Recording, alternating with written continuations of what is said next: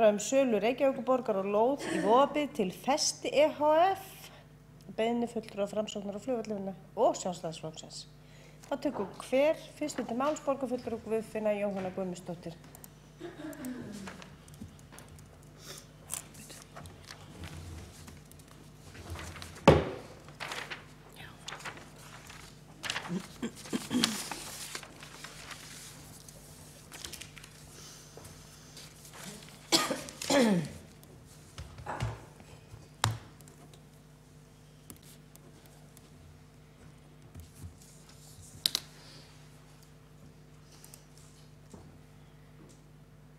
Forseti, borgarfulltrúar, eins og okkur öllum kunnugt sem hér sitjum, að þá Vogabyggðarverkefnið eitt af stærsta nýbyggingaverkefni sem að borgin mun ráðast í að minnsta kosti þessu kjörtímabili.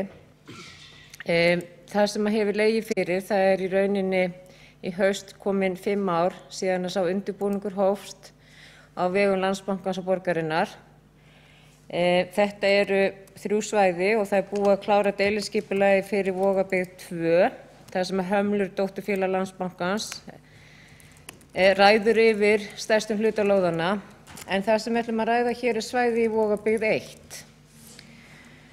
Vogabyggð 1, að það hefur í rauninni alltaf verið upplýst að þegar spurt hefur verið hvað á borgin margar lóðir á þessu svæði sem lausa lóðir til þess að hægt sé að ráðstafa, að þá hefur í rauninni verið sagt að það séu sirka 2 lóðir og margir hafa í rauninni beðið eftir því hvenær borgin í rauninni tilbúin til þess að úthluta þessum 2 lóðum.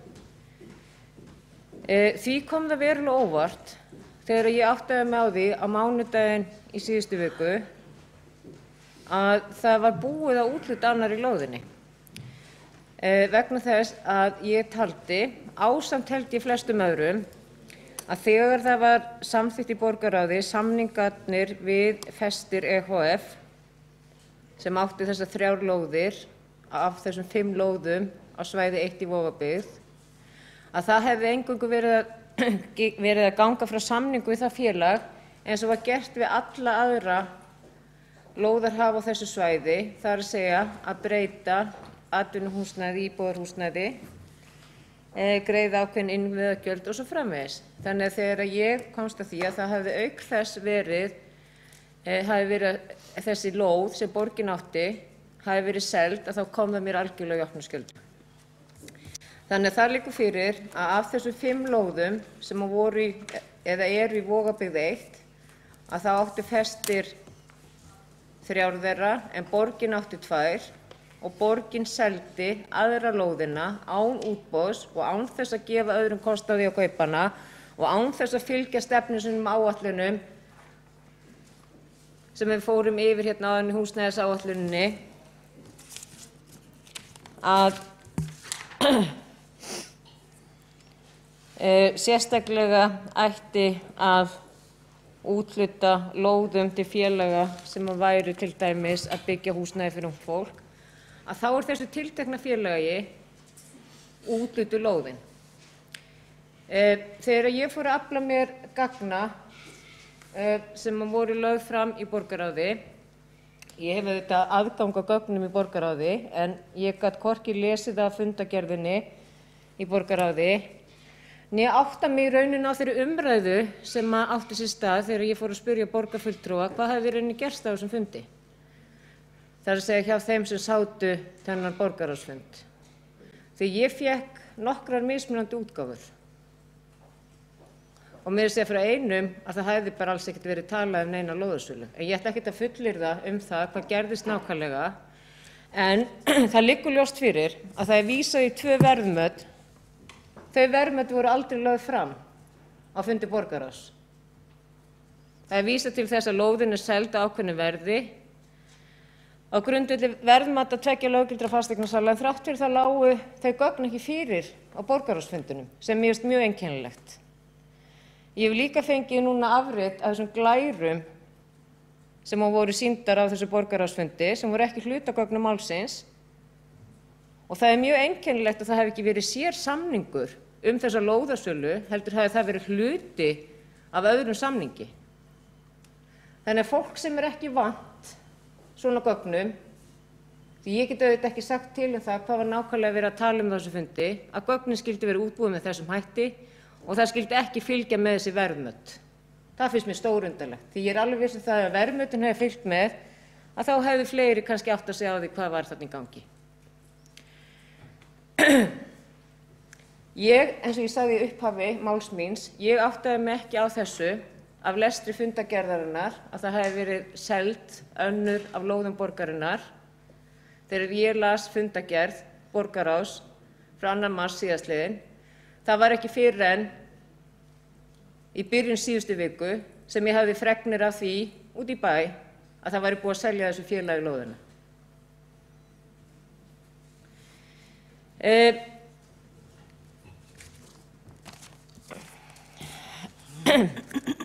Það sem mig langar til að vita eftirfarandi: af hverju voru þessi 2 verðmöt sem vísað til, af hverju lágu þau ekki fyrir borgarráðsfundinum og af hverju voru ekki gerðar athugasemdir við það?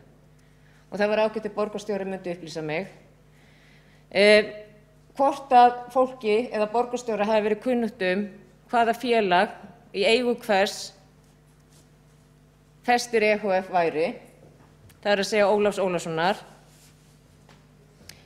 Hvort að það sé rétt að ástæðan af því að ganga frá þessu samningi, það að segja selja þessa lóð, sé vegna þess að þetta félag hafi talið sig átt eiga þessa lóð eða hefði í raun haft umráð hennar á þess að vera með lóðaleigusamning og væri því búin að hefða réttindin af þessari lóð, og ef svo væri, af hverju það var þá verið að selja einhverjum eitthvað sem hann átti og af hverju var ekki búið að leysa úr því á þessu 5 árum sem eru komin núna í haust frá því að undirbúningurinn hófst og af hverju lá svona mikið á þegar deiliskipulag ekki einu sinni klárt.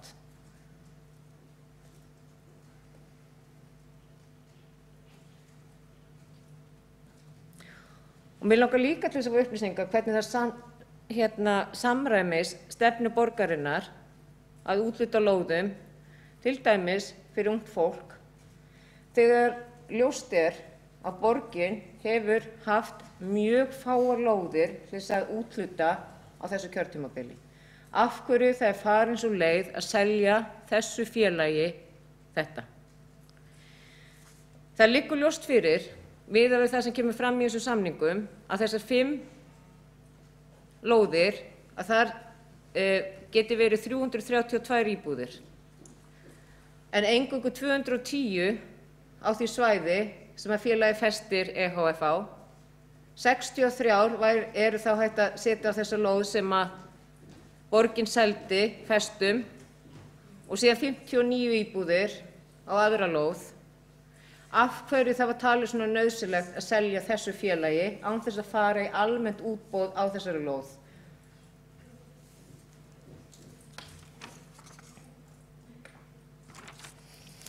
Ég vona að borgarstjóri hafi náð því sem ég var að spyrja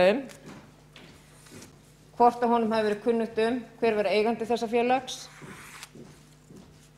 af hverju verðmötin lágu ekki frammi og af hverju það voru engar athugasemdir gerðar við það á borgarráðsfundinum.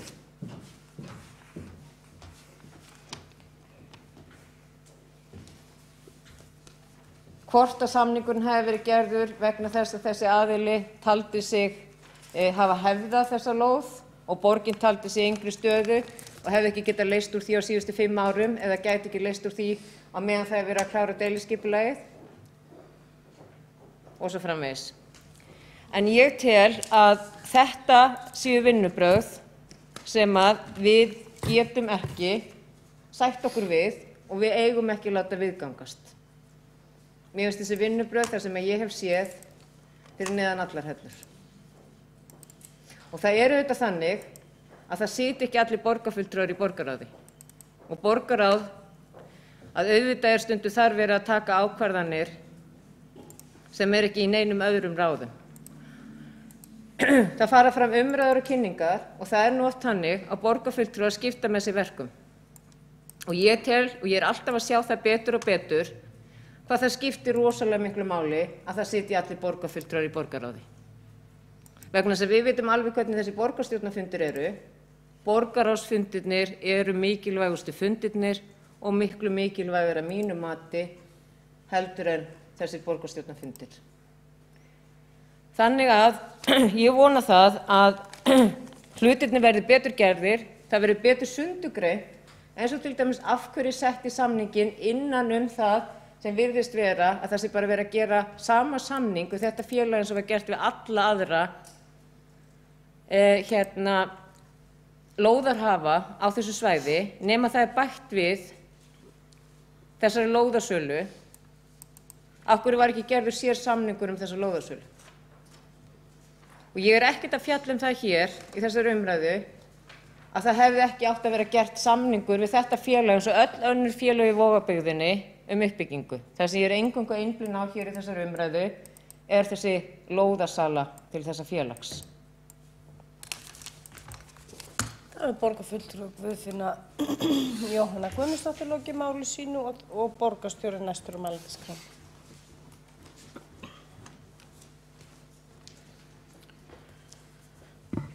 Forseti, ágæta borgarstjórn, ég vil nú þakka borgarfulltrúunum fyrir að taka þessi mál hérna upp því að þau hafa verið töluvert til umræðu í samfélaginu og ágætt að fá tækifæri til þess að fara yfir það ítarlega hvernig þessi samningar í Vogabyggðinni koma til og hvernig þessu háttar.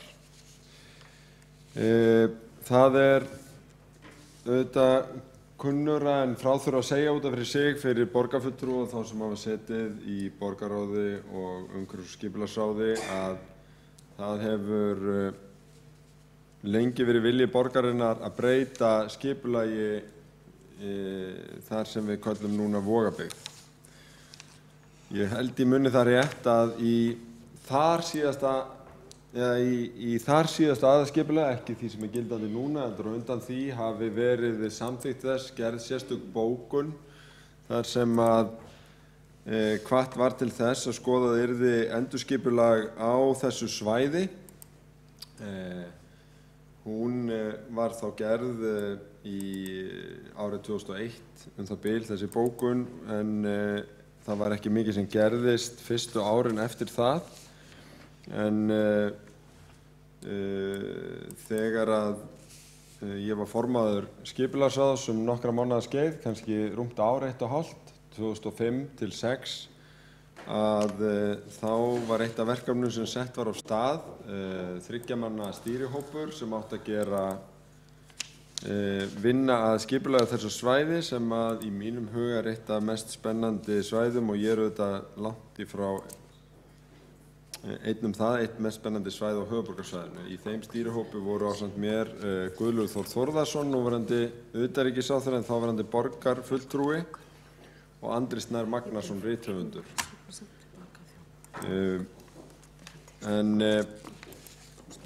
Út úr þessu kom rammaskipulag sem að má segja hafi verið forveri þeirra skipulagsvinnu sem síðan fór fram og Vogabyggð var eiginlega svona fyrsti áfanginn af því heildarskipulagi.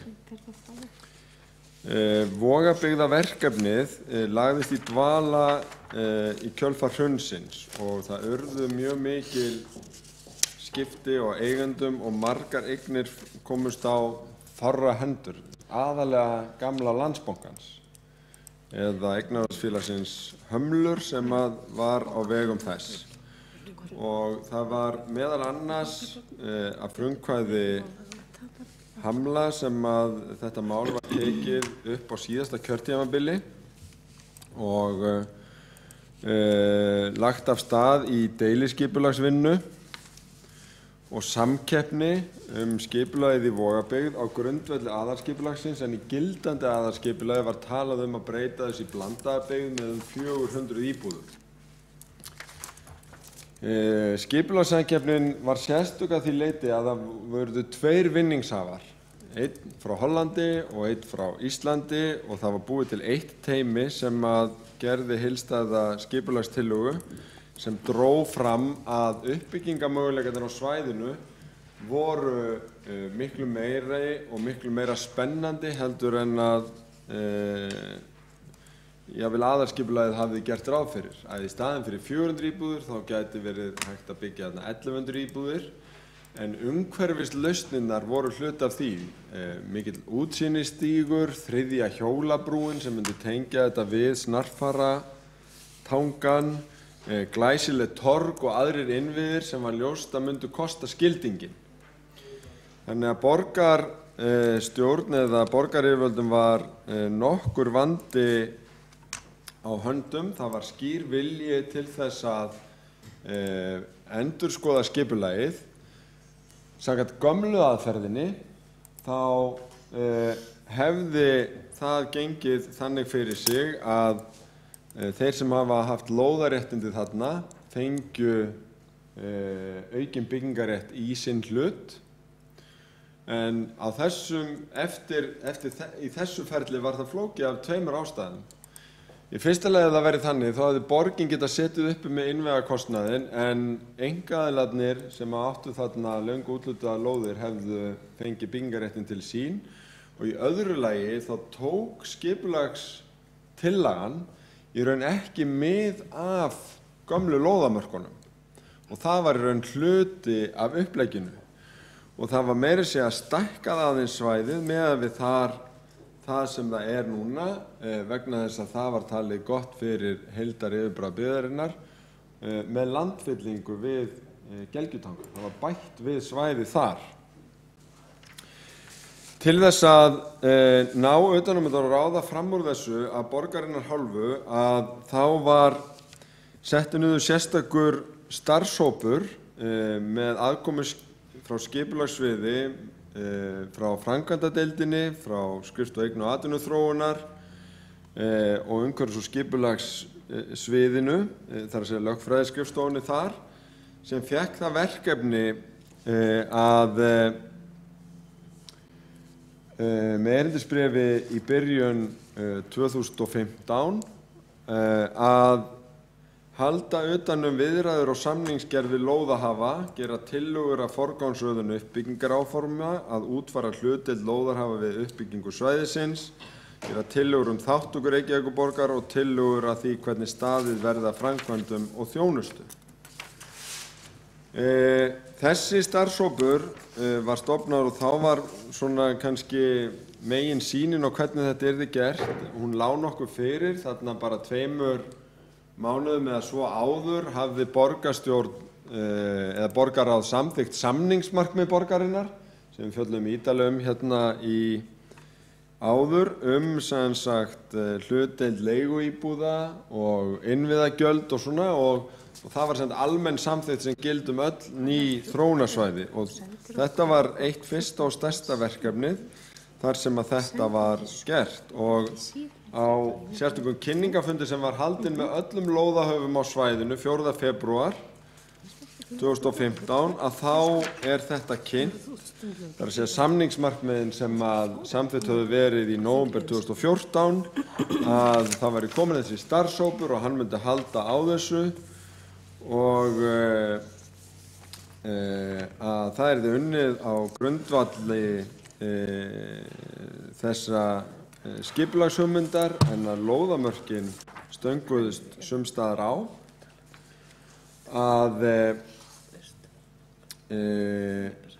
og það var líka lagt fram ákveðið frumkostnaðarmat sem átti nú reyndar eftir að hækka verulega varðandi gatnagerð og tengd mannvirki, og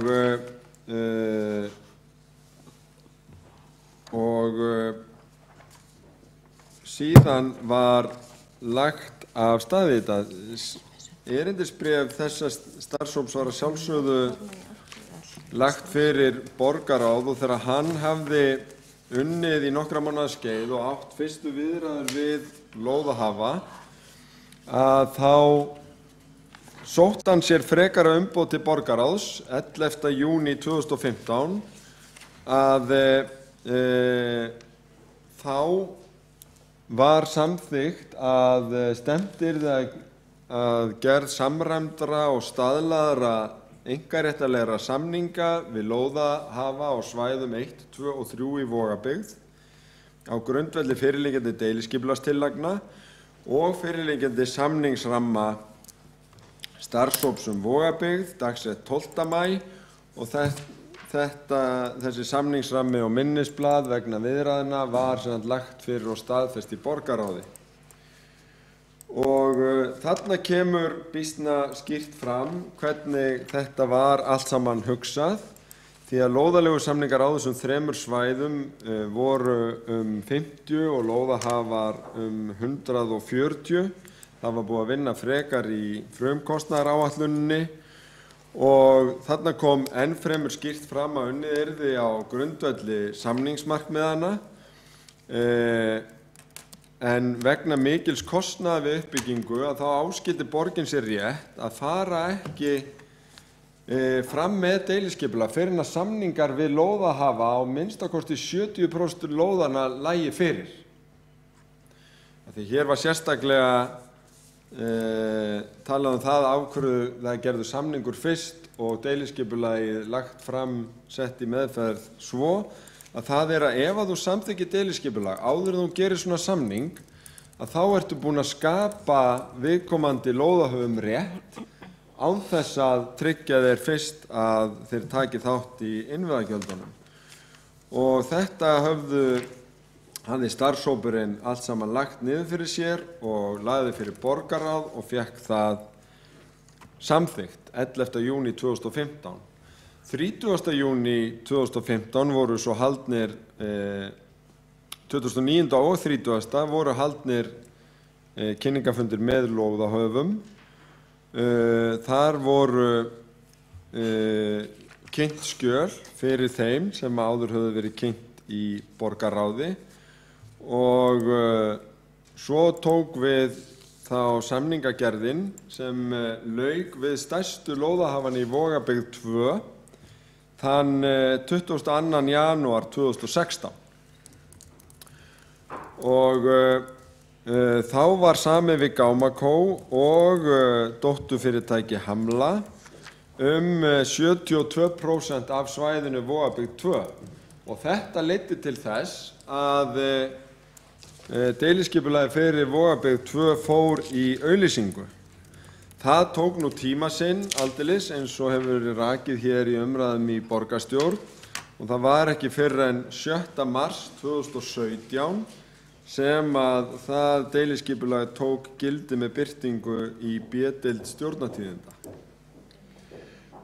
En það sem undir hér og í umræðunni milli almennings eru ekki þeir samningar á svæði 2, heldur samningurinn á svæði 1 sem og það alveg rétt, það vekur athygli af hverju það tók lengri tíma að semja þar. Þar erum við út á Gelgjutanga og að fyrstu fréttum af þessu máli að þá mátti halda að þar hefði borgin bara verið að úthluta lóðum til einhverja aðila í fyrsta skipti, en svo ekki. Uppbygging á Gelgjutanga á sér langa sögu. Það var á 7. áratugnum sem úthlutað var þarna lóðum til 2 fyrirtækja sem voru í skipasmíðum og skipaviðgerðum og þarna var meðal annars aðstaða til að taka upp skip. Olíufélagið HF kaupir árið 1962 upp félag sem var með lóðaréttindin, þannig að þau haldast svona óslitið og var með birgðastöð á Tanganum. Árið 1995 hluti lóðarinnar framseldur til Olíudreifingar EHF. Festing EHF keypti hluta Olíudreifingar 2012 og átti þá fasteigninnar í heild sinni. Eignarhaldið færðist yfir til Festis EHF með skiptayfirlýsingu í júlí 2012.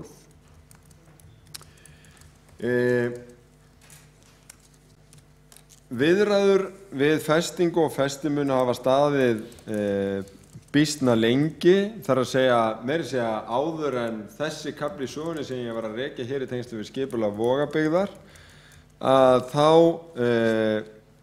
var í kringum árið 2007 á kjörtímabili Sjálfstæðisflokks og Framsóknarflokks voru viðræður við Faxaflóahafnir sem Reykjavíkurborg kom líka að. Þá var keypt út úr lóðinni til þess að úthluta þarna húsasmiðjunni lóð á svæðinni en það sem sagt frá aðdragandann að þeim samningi sem nú verið að tala er frá 2013 eins og hér hefur verið rakið þegar það var farið í þessa skipulagsvinnu að sömu leyti að frumkvæði gamla Landsbankans eða Landsbankans. Nú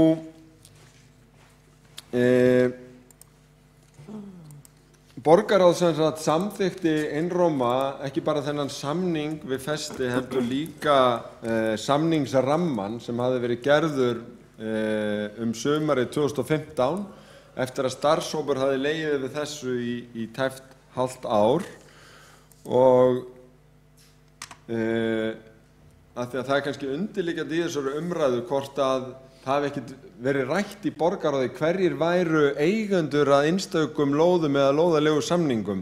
Lóðalegu samningarnir voru 50 og lóðahafarnir 140 og stuttasvarið við því nei.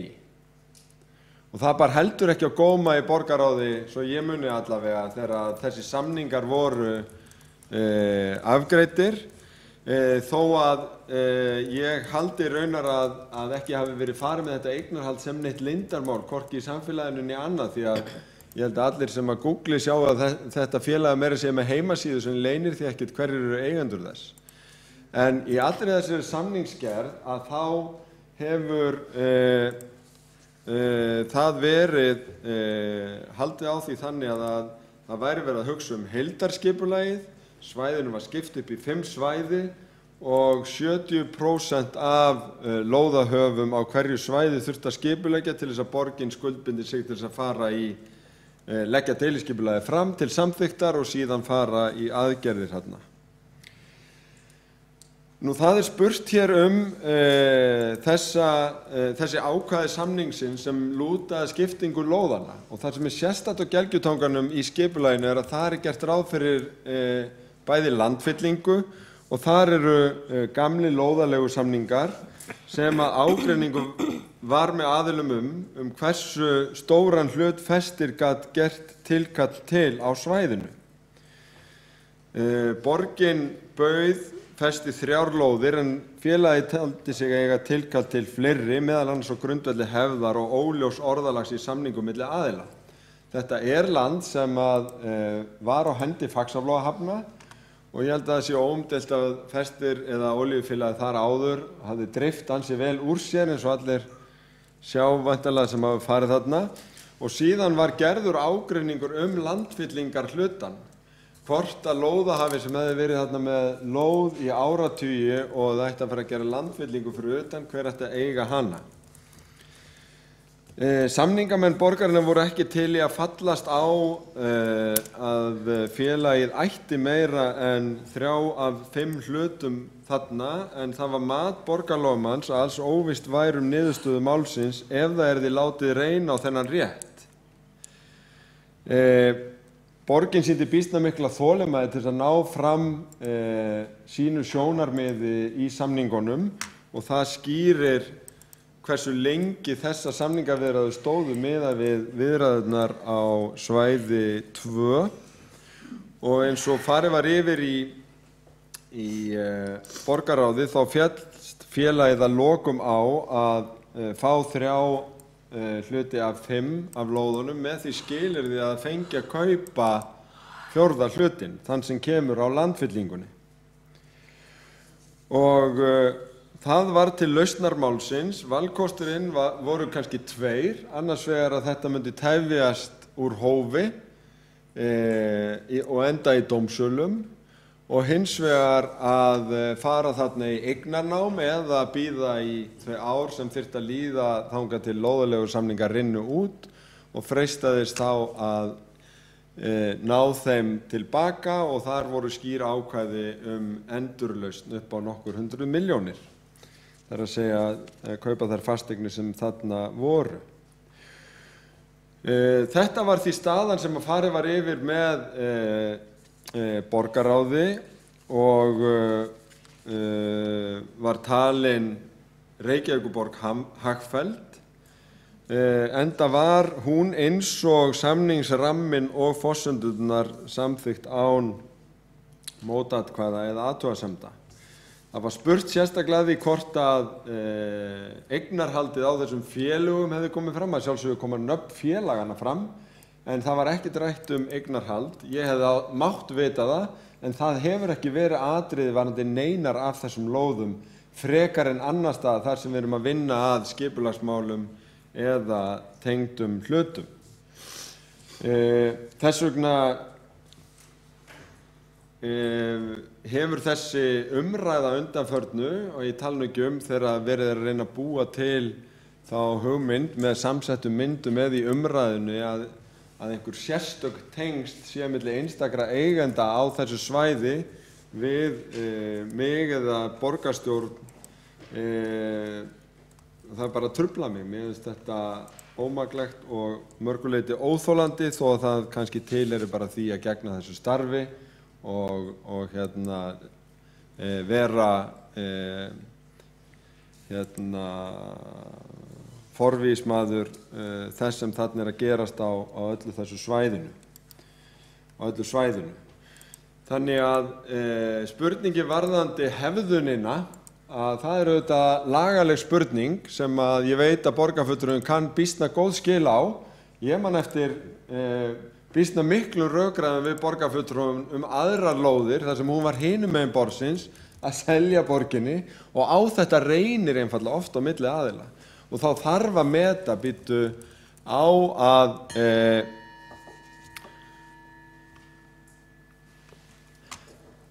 Það ekki ótakmarkaður ræðutími. Ég svo vanur að flytja meira en klukkustundar ræður. En ég hefði nú vilja klára það sem ég ætlaði að fara yfir hér áður en við færum í andsvör, því að mér finnst mjög mikilvægt að geta farið ítarlega yfir þetta til að hreinsa þetta svolítið upp, því að mér finnst orðspors borgarstjórnar vegna, borgarráðs sem samþykkti þetta einróma og þessa Vogabyggðar verkefnis í heild sinni alls ekki gott að skilja eftir neitt ósagt í þessu, vegna þess að þó að þetta séu flóknir hlutir og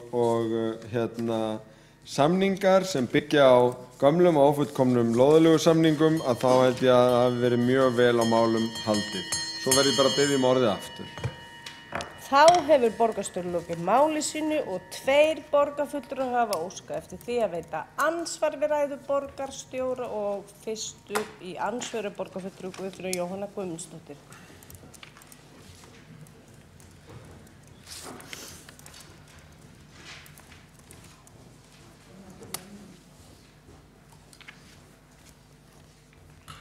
Forseti borgarfulltrúar, það tvennt sem að ég óska eftir að borgarstjóri svari. Það annars vegar varðandi verðmötin, af hverju þau hafa ekki legið fyrir í borgarráðsgögnunum 2. mars og af hverju það hafi ekki verið kallað eftir þeim inn á fundinn, og hitt að borgarstjóri vísa til ákveðna upplýsingar sem hafa verið gefnar meðal annars á hendur borgarlögmanns. Nú mér kunnugt það að það var í síðustu viku rætt þetta mál í borgarráði vegna umfjöllunar í fjölmiðlum. Þannig að það ekki fundurinn þar sem borgarlögmaður var að upplýsa málið. Hann átti sér stað í síðustu viku að borgarlögmaður í útskýringarnar hafi ekki verið svona miklar til borgarráðsmanna á fundinum 2. mars þegar þetta var samþykkt, að það geti verið að borgarstjóri svo svolítið að tala fundin sem átti sér stað í síðustu viku borgarráði þegar málið var byrjað í fjölmiðlum, en ekki það sem var upplýst á fundinum beint í borgarráðsfulltrúana 2. mars þegar þetta var samþykkt inn í öðrum samningi að selja þessa lóð. Það er borgarfulltrúi Guðfinna Jóhanna Guðmundsdóttir lokið að veita andsvar, þá svarar borgarstjóri andsvari. Forseti ágæta borgarstjórn, nei, ég að vísa til þess að borgarlögmaður lagði mat á samningsstöðuna meðan á samningum stóð. Það þurfti að leggja mat á það meðan á samningum stóð, hvað væri skynsamlegast að gera út frá hagsmunum borgarinnar, og borgarlögmaður mat það þannig að það væri óljóst niðurstöðu dómsmáls ef til þess kæmi. Þannig að það var hluti af málinu. En ég ítreka það að borgin fékk í raun sinn skilning fram á hver hlutdeild þessa félags var, og það skilyrði sem var sett að félagið fengi enga síður að kaupa það sem að það gerði kröfu að það var þá fengið fram af hálfu borgarinnar að það verið þá keypt á markaðsverði. En þannig var höggvið á hnútinn og það má eiginlega segja að þetta sé svolítið svipað þó það sé ekki nákvæmlega eins og þegar höggva þurfti á hnútinn þegar að óvissa var og tekist á svæði björgunar. Það fór ekki fram í því að Björgun fengi að kaupa lóð, en Björgun fékk það verk að vinna fyrsta áfanga fyllingarinnar. Þar líka gamla og sömuleyti óljósa lóðaleigusamninga sem staðið hafði yfir deilur árum saman og ef það vantar dæmumál sem hefur dregist, framfaramál sem hefur dregist úr hófi og árum saman í því tilviki á kostnað íbúðana í Bryggjukverfinu, þá það ágætis dæmi það. En síðan, já, varðandi kaupmatið, verðmatið, ég kann ekki að skýra okkur það var ekki lagt fram og það var ekki óskað eftir því. Ég held að það bara enginn tekið eftir því. Þá borgarstjóri lokið við það að svara andsvari og þá hefur Marta Guðjónsdóttir óskað eftir því að veita andsvar við ræðu borgarstjóra.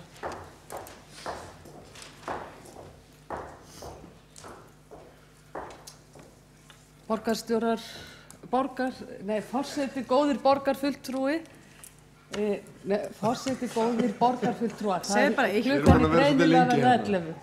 Það orðnir margir borgarstjórar hér í kvöld. Jæja, en það sem ég vildi sagt hafa að borgarstjóri, hann skuldar ekki bara okkur borgarfulltrúum skýringar, heldur borgarfulltrúum öllum hvernig staðið hefur að þessum málum og af hverju þessi lóð var seld án útboðs. Mér langar til þess að fá útskýringar á því af hverju svona lóð seld án útboðs til þessa fjárfestingafélags. Mér langar líka að spyrja út í þennan starfshóp uppbyggingar áformin í Vogabyggð, hvort að það hafi verið haldnar fundargerðir og hvort að þessi starfshópur hafi skilað af sér skýrslu og ef svo hvað sé hægt að nálgast þau gögn?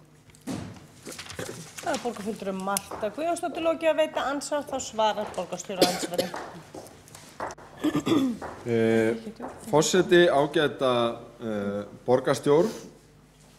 Í fyrsta lagi var ég svona kannski miðju kafi en þó komið nokkuð inn í það að lýsa þeim ágreiningi sem var á milli aðila lóðaréttindi á svæðinu á Gelgjutanga. Og borgin stóð þar fast í lappirnar og var ekki tilbúin að viðurkenna að þetta félag ætti meira en 3/5 hluta svæðisins og vildi ekki viðurkenna að fylling sem yrði bætt þarna við myndi bætast við þeirra lóðaréttindi vegna hefðar eða þeir ættu stærra svæði heldur en þetta þó þeir héldu öðru fram. Og þess vegna tafðist þetta langt umfram í raun nær ári og meir en ári lengur heldur en samningarnir Vogabyggð 2 og þess vegna fór aldrei deiliskipulagið sem löngu tilbúið fyrir Gelgjutanga 1, nei fyrir Vogabyggð 1 í auglýsingu vegna þess eins og kemur fram í gögnum málsins þá áskildi borgin sér rétt til þess að auglýsa ekki deiliskipulag fyrir en að samningar lægju fyrir. En það varð sem sagt úr að félagið var tilbúið að fallast á þennan minni hlut heldur en þeir hefðu haldið fram ef þeir fengið að kaupa þessa lóð og á það var fallist af hálfu borgarinnar út frá hagsmunamati vegna þeirrar lagalegu óvissu sem var hvernig dómsmál myndi fara vegna þess langa tíma sem að það myndi taka og hvað það myndi kosta bæði byggðina þarna, þróun hennar og borgina í þessu samhengi. Í hins vegar engu samhengi var þannig að það var og það ástæðan fyrir því að þetta hluti af einum og sama samningnum að þetta var ekki, það var alls ekki litið á þetta sem sér málið eða einhverja sér lóðaúthlutun, þetta var bara niðurstaða þessa tímafreku og flóknu samninga þar sem að ég fæ ekki betur séð en að samningafólk okkar hafi staðið sig afburða vel enda var algjör samstaða málið í borgarráð.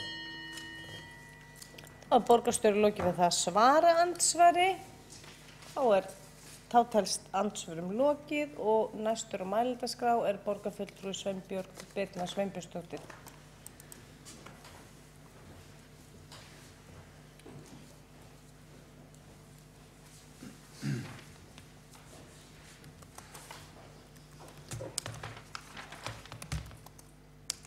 forseti, borgarstjóri og ágæta borgarstjórn.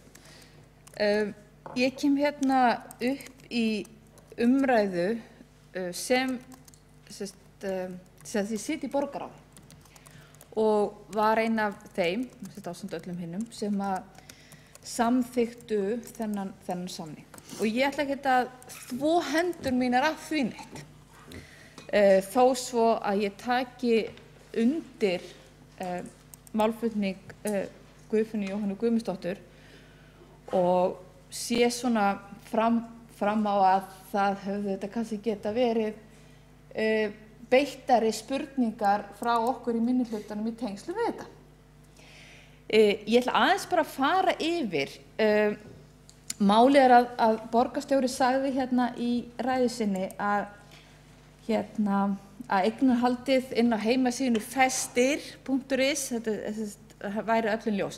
Ég ekki að segja það að ég hefði gert einhverja athugasemdir hafi ég vitað eignarhaldið heldur. En eins og allir sem sitja í borgarráði með mér vita þá hefur mér verið mjög tamt að spyrja eignarhald í borgarráði. Og líklegast svona sú sem hefur verið mest vakandi bara hérna inn á kreditinfo að tjekka. En þegar ég fer að undirbúa mig fyrir mig, og ég ætla mig langar bara að segja frá þessu, að þá hérna fer ég sett inn á festi.is. Það er nefnilega heimasíða líka sem heitir festi.is og lágu mér hver sem fyrir það. En ef að þið opni heimasíðu festi.is, sem nefnilega pínu áhugavert, þá kemur þar nefnilega fram að eigendurnir reynda að sérfa sig í verslunarrekstri, ég var ekki sérstaklega, en eigendurnir voru allt svona lífeyrissjóðurinn, almenni lífeyrissjóður, tryggingafélagið Stapi, bara svona út af þessu eina erri, af því að þið sem sitja með mér í borgarráði vitið að mér tamt að spyrja þessa hluti. En í þessu tilviki þá gerði ég það ekki, enda var ég búin að fara heimasíðu Festis og sá bara fullt af lífeyrissjóðum sem máttu það ágæta fyrirtæki sem rekur allt annað heldur en festir.is. En ég var líka nefnilega mjög glöð, það gleður mig alltaf þegar það sagt í borgarráði að það sé stuðst við 2 ný verðmæti, 2 óvilhaltra fasteignasala. Vegna þess að ég var mjög reið byrjun kjörtímabils 2015 þegar borgarstjóri samþykkti sölu grundvallar á 15 mánaða gömlum verðmætum, sem ég ætla ekki að fara að vísa neitt nánar í. Þannig að ég gekk ekki eftir að fá að sjá þau, heldur lét mér nægja að tala þarna stæði og taldi bara það væri nóg að tala stæði þarna án þess að við varum að kalla eitthvað eftir hún og það var ekkert sérstaklega rætt á fundinu. Það sem var það sem að mér fannst kannski skipta máli á þessum fundi, ekki eftir að heggi heldur bara á fundinum og ég vil bara gera kjósendur Reykjavíkurborgar það ljóst í ræðu að þetta var auðvitað presentera sem heildarpakki. Ætlum við að styðja við uppbygginguna í Vogabyggð sem við sannarlega ætlum að gera því það lóðaskortur í borginu og við þurfum að hefja þarna uppbyggingu meiri og minni hlut og við viljum ekki standa í vegi fyrir því. Þannig að þessi þættir sem að lágu ekki fyrir hvort að þeir hefðu haft ef að við hefðum verið að samþykkja eitt samning sér eins og oft undir dagskrárliðnum og sett allt saman og ég ber bara ábyrgð á því, ég hef sagt það í fjölmiðlum að ég telji ef ég hefði haft frekari upplýsingar það að það væri ágreiningur þennan lóðarlegu samning, herra borgarstjóri, að það hefði að minnsta kosti kveikt frekari spurningar það og þá spurningar til borgarlögmanns sem situr með okkur fundina hvers vegna við værum að velja gangandi samningum eitthvað sem við teljum að við eigum ekki og þar fram eftir götunum. En við stöndum með þeim og föllum með þeim ákvörðunum sem við gerum, það er ekkert að taka þetta tilbaka neitt en umræðan aftur á móti mjög gott að hún eigi sér stað í sal borgarstjórnar. Og nú ætla ég að velta bolta sem kannski svolítið svona erfitt að fara inn á af því að umræðan á ekki að snúast lóðarúthlutana til Ólafs Ólafssonar, en það það sem búið að vera í fjölmiðlum. Og það kannski eitthvað, og það hefur verið vísað þannig í innkaupareglur Reykjavíkurborgar og hvort að við séum einhvers staðar á gráu svæði hvað það varðar. Formaður borgarráðs hefur svarað því snyrtilega til í fjölmiðlum. En ég held aftur á móti að við gætum og eigum að taka þessa umræðu ekki tengslu við þessa ákveðnu sölu, heldur bara í framtíðinni það hverjum það eru, ætlum við að setja einhver skilyrði á því hverjum við treystum til þess að byggja upp borgina, tengist allir eitthvað sem lóðalegu samningum sem að ég nefndi varðandi eitthvað svona bann við framsali eða takmarkanir á framsali sem ég nefndi hérna í umræðundi lið 1. Höfum við einhver tækifæri á að setja okkur markmið eða leiðbeiningarreglur það hvað fólki við félög eða aðila eigendur sem að hvort þau þurfa að uppfylla eitthvað skilyrði til þess að Reykjavíkurborg eigi viðskiptum við þá, eitthvað sem útilokar að einhver aðili eða fyrirtæki eigi viðskiptum við okkur, fyrirtæki sem hefur dæmt fyrir ólögmætt markaðssamráð til dæmis eða hefur fengið dóm varðandi misnotkun á markaðsráðandi stöðu, til dæmis varðandi brot á samkeppnislögum. Það eitthvað sem við viljum horfa á? Það eitthvað brot á umhverfis, einhver sem virðir ekki umhverfisreglur með mikinn útblástur eða skilja frá sér spillefnum. Við viljum geta haft svona að segja. Að við viljum geta haft það að segja hvernig við byggjum borgin okkar og hvaða skilaboð við erum að gefa út hvað samþykkt og hvað ekki samþykkt. Og í raun og veru, í öllum umræðunum okkar í dag, erum við aðeins búin að fara inn á þetta. Þess að stefnur okkar í að byggja upp borgina. Hvort sé það snýra? Húsbyggingum, leikskólamálum, dagforeldrum, samgöngustefnunni. Og þetta bara einn af þeim punktum. En ég held að vettvangurinn sé ekki nema kannski í einhverjum áætlunum eða draugum sem þau eru ef þau lægi fyrir, heldur sé þetta vinna sem væri áhugavert að fela borgarritara og kannski borgarlögmenn að skoða fyrir okkur. Þannig að við höfum svona efni og leiðbeiningar það hvert við viljum fara. En ég kem aftur inn á það sem ég ræddi í borgarráði. Eftirlitshlutverk okkar borgarfulltrúa mikið, það rík ábyrgð á því. Innri endurskoðandi hefur brýnt okkur í mörgum málum að við verðum að sinna eftirlitshlutverkinu. Ég trúi því að við borgarfulltrúar reynum að gera það að bestu getu á hverjum tíma og hverju sinni. Og ég myndi gjarnan vilja að borgarfulltrúar sem sitja í borgarráði myndi nota tækifæri og stíga upp í pontu og ræða þessi sjónarmið og ræða einmitt það hvernig við viljum vinna í framhaldinu og hvað þeim finnst kannski kannski þurfa að breyta verklaginu í borgarráði, hvernig við leggjum fram gögnin frá SEA. Takk fyrir. Það borgarfulltrúi Sveinbjörg Birna Sveinbjörnsdóttir lokið máli sínu. Það ekki fleiri á mælendaskrá og telst umræðu lokið. Við förum í 7. mál sem kosning í stjórn Orkuveitu